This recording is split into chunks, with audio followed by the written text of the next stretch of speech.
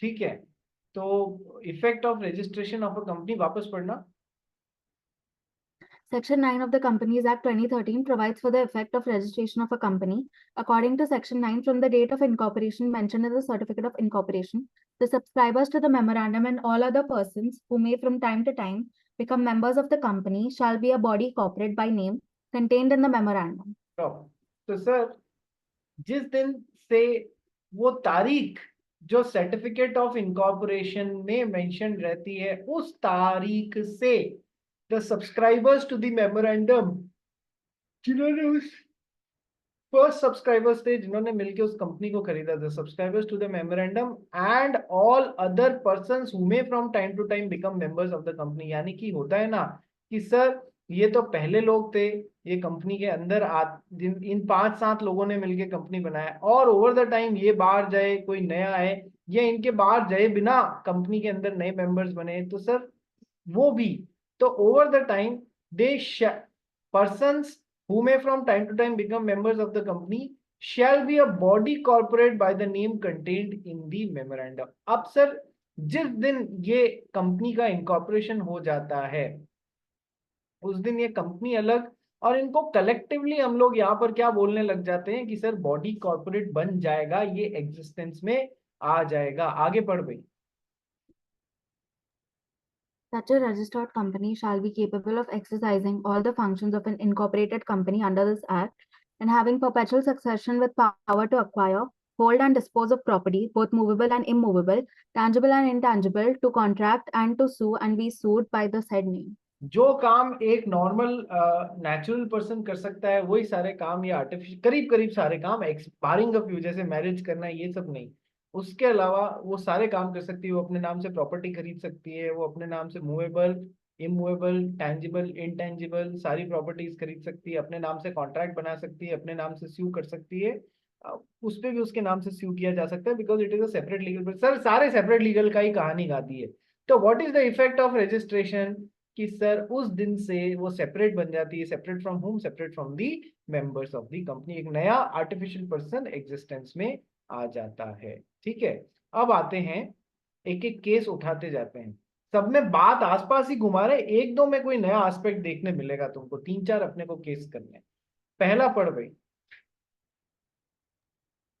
From the date of incorporation mentioned in the certificate, the company becomes a legal person separate from the incorporators, and there comes into existence a binding contract between the company and its members, as evidenced by the memorandum and articles of association. Harinagar Sugar Mills Limited versus S.N. Junjunwala. It versus has perpetual. S Jhunjhunwala. Case का नाम ध्यान रखना। एक और आ गया क्या separately, sir इस case में ये लाइन बोली आपसे, तो सीधा ये पूछा जाएगा what is the effect of registration of a company. Effect of registration of a company दिमाग में आना चाहिए। 9 सेक्शन 9 इफेक्ट ऑफ रजिस्ट्रेशन किस लाइन पे बात करनी है, कि सर सेपरेट लीगल एंटिटी पे बात करनी है हमको। जिस दिन कंपनी सर्टिफिकेट ऑफ इनकॉर्पोरेशन में जो डेट पड़ी हुई है, उस डेट से वो separate corporate entity, corporate body बन जाती है, सेपरेट लीगल एंटिटी बन जाती है।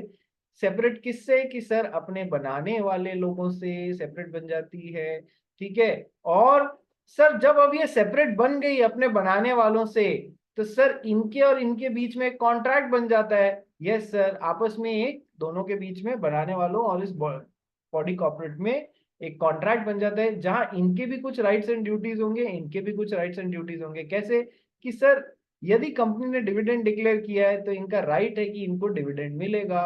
यदि यदि कंपनी को 10 में से 6 रुपए लिए हुए और 4 रुपए लेने बाकी है, तो कंपनी का राइट है कि इनको 6 रुपए कंपनी को मिलने चाहिए। यही इनकी ड्यूटी हो जाएगी कि इन सबको 6 रुपए प्रति शेयर देने चाहिए। ठीक है, यही कंपनी की ड्यूटी हो जाएगी कि इनको डिविडेंड मिलने चाहिए। तो सर कंपनी और कंपनी को बनाने वाले लोगों के बीच में एक कॉन्ट्रैक्ट एग्जिस्टेंस में आ जाता है। ठीक है, binding contract between the company and its members as evidenced by the memorandum and articles of association. Sir और मेन चीज क्या है कि sir Harinagar sugar mills versus SS Jhunjhunwala में ये बात करी गई थी कि सर एक तो सेपरेट लीगल एंटिटी, दूसरा दोनों में कॉन्ट्रैक्ट बन जाता है। अच्छा, क्या एक आदमी कॉन्ट्रैक्ट खुद से बना सकता है क्या? या कॉन्ट्रैक्ट बनाने के लिए, एग्रीमेंट बनाने के लिए मिनिमम दो अलग अलग पार्टीज होनी चाहिए। यस सर, मिनिमम दो अलग अलग पार्टीज होनी चाहिए। A person cannot make a contract with himself, जहां पर करने वाला भी वही हो, पाने वाला भी वही हो। ठीक है, आज मैं खुद से कॉन्ट्रैक्ट बनाता हूं ना, ऐसा नहीं होगा। minimum two people are required to make a contract, minimum two people are required to make a contract। क्या ये बात समझ में आई? Yes sir. ओके, तो सर सेपरेट बन जाती है और एक दोनों के बीच में कॉन्ट्रैक्ट आ जाता है। किस केस से आया? Harinagar sugar mills versus SS Jhunjhunwala. और सर कंपनी के जो फीचर्स हैं, एसीपीसीएस, उन्हीं में से उठा उठा के यहाँ पर अलग अलग केसेस में देते रहेंगे। It is perpetual existence, perpetual existence यानी कंपनी चलती रहेगी, लोग अंदर आते रहेंगे, एक दूसरे को परपेचुअली सक्सीड करते रहेंगे, बाहर जाते रहेंगे, लेकिन कंपनी वाइंड अप नहीं होगी जब तक कि उसे वाइंड अप नहीं कर दिया जाता। तो sir it is perpetual existence until it is dissolve by liquidation, उसको लिक्विडेट करके खत्म नहीं कर दिया। और struck out of the register, registrar उसका नाम रजिस्टर में से काट नहीं देता तब तक वो चलती रहेगी। ठीक है, a shareholder who buys the shares does not buy any interest in the property of the company, but in certain cases a writ petition will be maintainable by a company or its shareholders। ठीक है, not so important, इतना important, a shareholder who buys shares does not buy any interest in the property of the company। हम तो कह रहे हैं कि sir company की प्रॉपर्टी, कंपनी के एसेट्स खुद कंपनी के ही है, कंपनी की लाइबिलिटीज कंपनी की है। पहले कौन सा केस पड़ा था इस सेपरेट लीगल एंटिटी पे? कि सर सोलोमन वर्सेस सोलोमन वाला केस, वो अंग्रेजी केस था। और इंडियन केस में Harinagar sugar mills versus SS Jhunjhunwala. और इनका तो इनके जो मेंबर्स हैं उनका कंपनी की प्रॉपर्टी में भी कोई इंटरेस्ट नहीं होता है। इसके लिए पहला कौन सा केस पढ़ा था अपन ने? Northern Assurance company, Macaura versus Northern Assurance company. आज ये इसमें वापस कवर हो रहा है, Harinagar sugar mills versus SS Jhunjhunwala. ठीक है, आइए अब second case, state trading corporation of India versus commercial tax officer में क्या कहा गया है कि जिस दिन कंपनी रजिस्टर होती है, सर अगेन बात तो वही आएगी कि एक नई लीगल पर्सनालिटी इमर्ज हो गई है, सेपरेट लीगल पर्सन, पर उसको कहने का तरीका अलग अलग है। अलग अलग केसेस में बार बार ये सेम चीज कंफर्म करी है कोर्ट ने कि जिस दिन कंपनी रजिस्टर हो जाती है, सेपरेट पर्सन एग्जिस्टेंस आ जाता है, तो ये इफेक्ट ऑफ रजिस्ट्रेशन होता है। जो अपने नाम से प्रॉपर्टी होल्ड कर सकती है, आप नहीं ध्यान होते हुए भी सेपरेट लीगल एंटिटी से आंसर खींच सकते हो, कतई कोई प्रॉब्लम नहीं है। सेकंड पॉइंट पढ़ गई। A legal personality emerges from the moment of registration of a company, and from that moment, the person subscribing to the memorandum of association and other persons joining as members are regarded as a body corporate or a corporate in aggregate or a corporation in aggregate, and the legal person begins to function as an entity. A company on registration acquires a separate existence, and the law recognizes it as a legal person, separate and distinct from its members. State Trading Corporation of India versus Commercial Tax Office. State trading corporation of India, STCI versus CTO, commercial tax officer. पूरा लिखना आप कि sir जिस दिन इस case में again reaffirm किया गया और बोला गया, जिस दिन कंपनी रजिस्टर हो जाती है, from the moment of registration of a company a legal personality emerges, एक आर्टिफिशियल लीगल पर्सन का जन्म होता है। From the moment of registration of a company a legal personality emerges. ठीक है, from that moment, the persons subscribing to the memorandum of associations and other persons joining as members are regarded as a body corporate। उस दिन से ये जिन्होंने भी memorandum of association को subscribe किया है, उस दिन से वो एक बॉडी कॉर्पोरेट के रूप में, जिसका नया जन्म हुआ है, जो अलग सेपरेट पर्सन है, उस रूप में पहचाने जाएंगे। ठीक है, और अ कॉर्पोरेशन इन एग्रीगेट, इनको एग्रीगेट एक साथ एक कॉर्पोरेशन माना जाएगा। And the legal person begins to function as an entity, वो सेपरेट पर्सन जो है, वो सेपरेट लीगल एंटिटी एक लीगल पर्सन के तौर पे काम करने लग जाएगा। A company on registration acquires a separate existence and the law recognizes it as a legal person separate and distinct from its members। Company registration पे एक सेपरेट लीगल, वो ही यार separate, again reaffirmed from whom? State trading corporation of India versus commercial tax officer. Again अब तुमको थोड़ी थोड़ी नई बातें जानने मिलेगी इन दो केसेस में। इसको पढ़ना, Spencer and company limited Madras versus commissioner of wealth tax Madras, पढ़ना इसको। It may be noted that under the provisions of the Act, a company may purchase shares of another company and thus become a controlling company.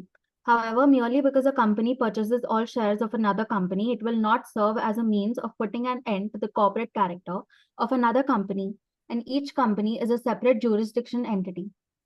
ये बड़ा अच्छा नया point लेके आया है। क्या आप लोगों ने सबने मार्क्स एंड स्पेंसर वाला वो स्पेंसर सुना होगा ना, स्पेंसर एंड कंपनी सुना है, जिसके कपड़े क्लोथिंग और जिसके बहुत सारे आप लोगों के यहाँ पर मॉल्स में जगह भी होगी। I believe everyone must have heard about the Spencer and company. सुना है या नहीं सुना है रे जश शाह?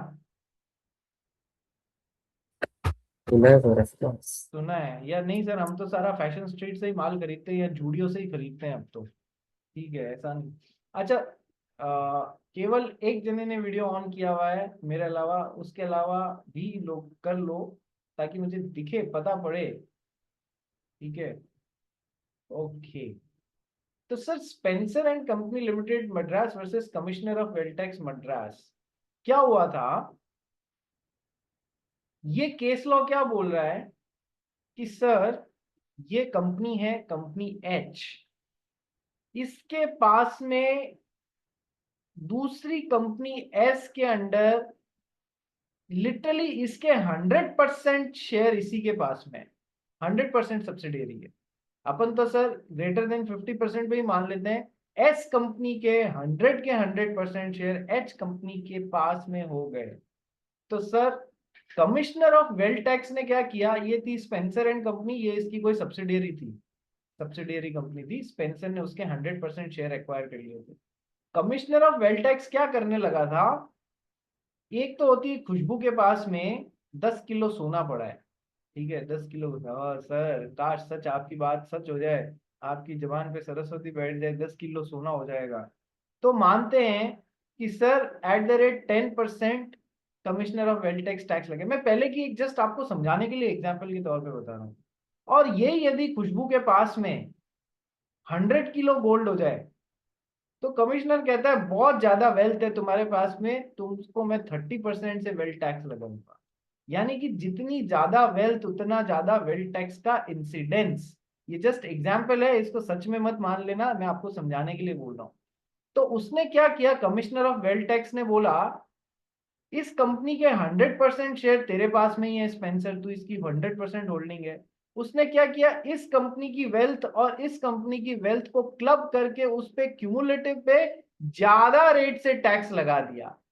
समझ में आया मैं क्या बोलना चाह रहा हूं? उसने क्यूमुलेटिव पे ताकि ज्यादा टैक्स मिले, इसलिए उसने ये काम किया कि तुम कोई अलग अलग तो हो नहीं, ठीक है, इसकी 100% शेयर तुम्हारे पास में ही है, तुम कोई अलग अलग तो हो नहीं, इसलिए ज्यादा उस पर टैक्स लगा के। तो इस कंपनी ने चैलेंज किया, स्पेंसर एंड कंपनी ने, उसने केस किया हाई मतलब कोर्ट में।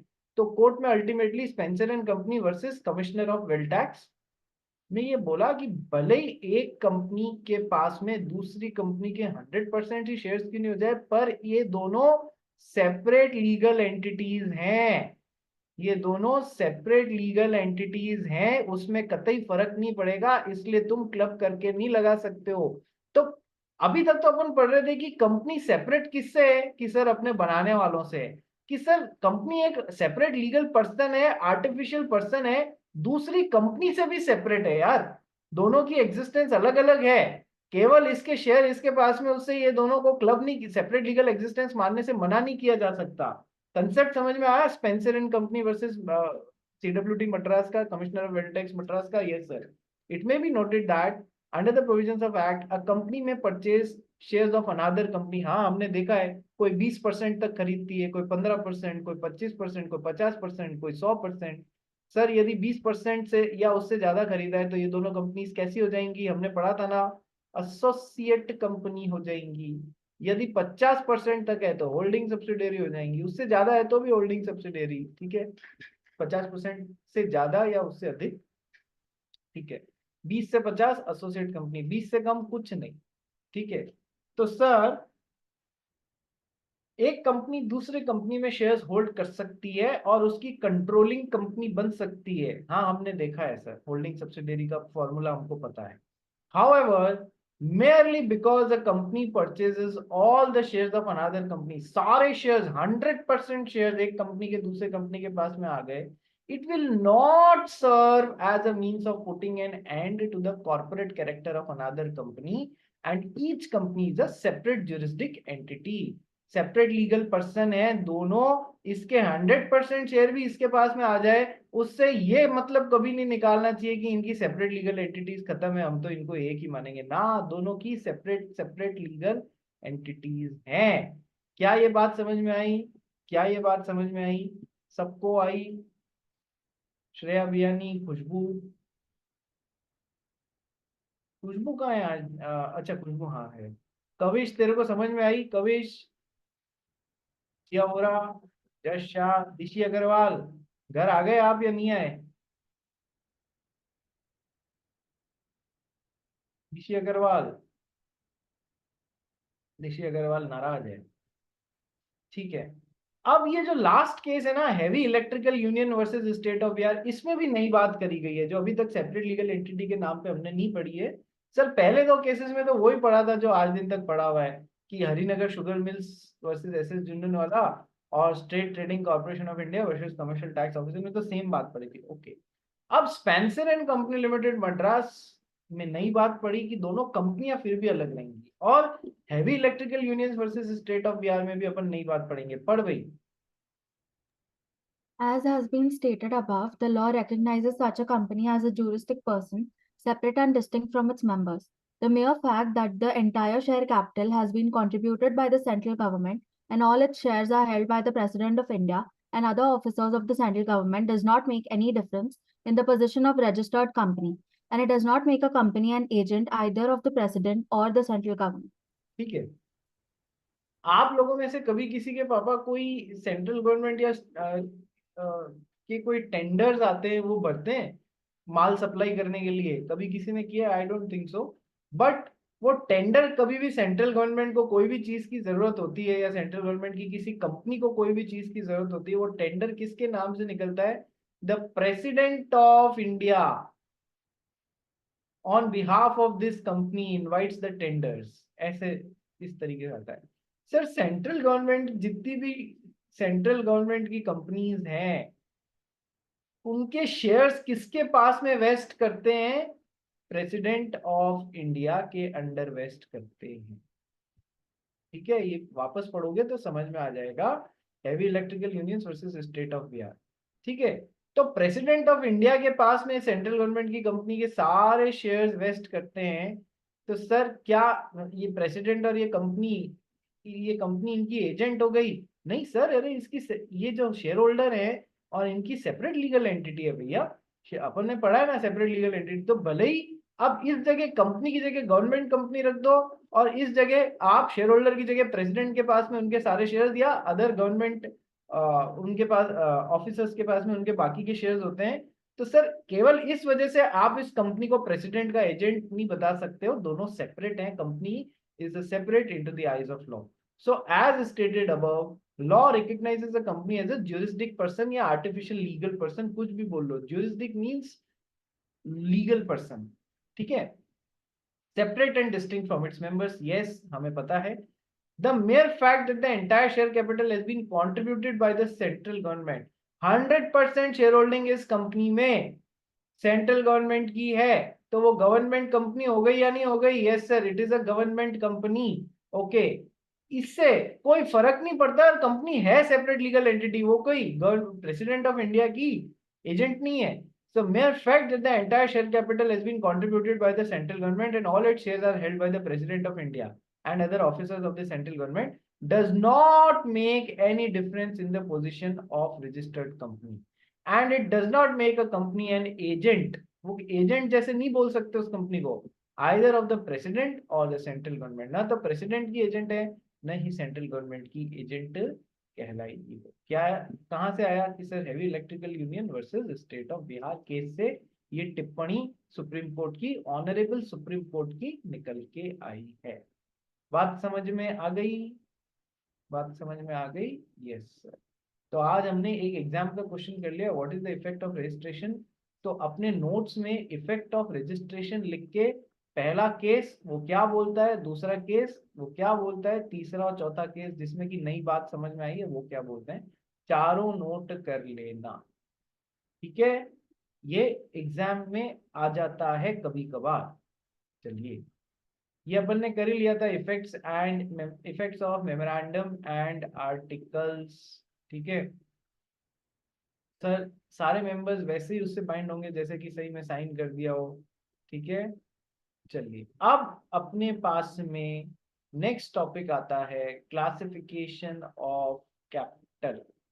ठीक है, ये तो आप मेरे को पढ़ा दोगे क्या कि सर नॉमिनल कैपिटल या ऑथराइज्ड कैपिटल या रजिस्टर्ड कैपिटल क्या होती है, कि फिर इशूड कैपिटल क्या होती है, सब्सक्राइब्ड कैपिटल क्या होती है, ठीक है, कॉल्ड अप कैपिटल क्या होती है, पेड अप कैपिटल क्या होती है, ये तो आप लोग मेरे को पढ़ा दोगे। एम आई राइट? एम आई राइट? अरे हाँ सर, सब पढ़ा दोगे सर। 12वीं पास करे हुए या 12वीं में आए हुए बच्चे अभी तक देखा नहीं है क्या? सच में किसने नहीं देखा है? हाथ उठाओ। मैं मान ही नहीं सकता कि आप लोगों ने देखा ही नहीं होगी। सच में इन टर्म्स को पहले कभी अकाउंटेंसी में किसने नहीं पढ़ा है वो हाथ उठाएगा। अकाउंटेंसी में किसने नहीं पढ़ा? जस्ट शायद तूने नहीं पढ़ा, क्यों? कंपनी 12th में, कंपनी अकाउंट्स 12th में आता है क्या? हाँ सर। अच्छा, तो देख बाकी सबने तो पढ़ लिया, तू कौन से अनोखे स्कूल में पढ़ता है भाई? सर नरसिंह मोहन जी में पढ़ता हूँ मैं, एनएम में, ऐसे अनोखा मत बोलो उसको। ठीक है, चलिए आ जाइए, एक बार है ना सेम लिंक पे वापस रिज्वाइन करो, फिर आगे का कैचअप करते हैं।